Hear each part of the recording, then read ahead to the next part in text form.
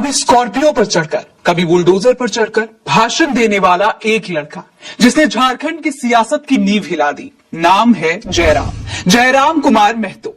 झारखंड के लोगों के बीच में उसे युवा टाइगर के नाम से जाना जाता है। गाड़ी के बोनट पर खड़े होकर जब ये युवा टाइगर दहाड़ता है तो आवाज दूर तक गूंजती है और दूर दूर से लोग उसको सुनने आते हैं, क्योंकि उसके भाषण में सिर्फ स्थानीय मुद्दे, युवाओं को रोजगार, भाषा और अपने हक अधिकार की बात होती है। मजे की बात तो यह है कि जीन्स और टी शर्ट पहने इस नेता की बातें भी स्थानीय भाषा में इस तरह से सीधी और सरल होती हैं कि उसे सुनने आए गांव वाले उससे जुड़ जाते हैं। उसका चुनावी नारा भी यही था, अब की बार जनता की सरकार। दोस्तों, जयराम महतो उर्फ टाइगर जयराम महतो का जन्म 27 दिसंबर 1994 को झारखंड के पारसनाथ पहाड़ के बगल में बने एक खूबसूरत गांव मानटांग में हुआ था। यहीं से इन्होंने अपनी शुरुआती पढ़ाई भी पूरी की और आगे की पढ़ाई इन्होंने पीके रॉय मेमोरियल कॉलेज धनबाद से की। यहां से इन्होंने एमए से इंग्लिश ऑनर्स किया और फिलहाल जयराम कुमार महतो इंग्लिश लिटरेचर में पीएचडी कर रहे हैं। अपनी पीएचडी के दौरान ही उनका राजनीतिक सफर भी शुरू हुआ। दोस्तों, एक युवा नेता के तौर पर वो तब उभरे जब झारखंड सरकार ने दिसंबर 2021 को एक अधिसूचना जारी करके राज्य के 11 जिलों में राज्य स्तरीय एग्जाम के लिए झारखंड की बाहरी भाषाओं जैसे कि भोजपुरी, मगही और अंगिका को क्षेत्रीय भाषाओं की सूची में डाल दिया। दोस्तों, इस अधिसूचना के बाद झारखंड में एक बड़ा भाषण आंदोलन शुरू हो गया, जिसमें पूरे प्रदेश के युवाओं ने आंदोलन किया। और दोस्तों, इन आंदोलन का नेतृत्व करने वाला कोई और नहीं बल्कि जयराम कुमार महतो ही था।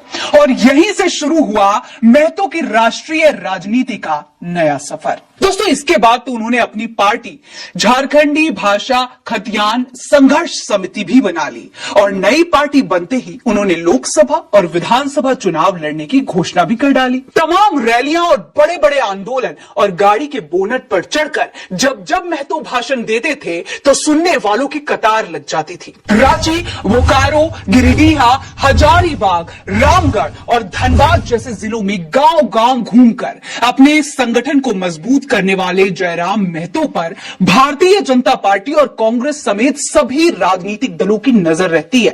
कहते हैं, झारखंड में महतो की बढ़ती लोकप्रियता से अगर किसी को सबसे ज्यादा डर लगता है तो वो है भारतीय जनता पार्टी।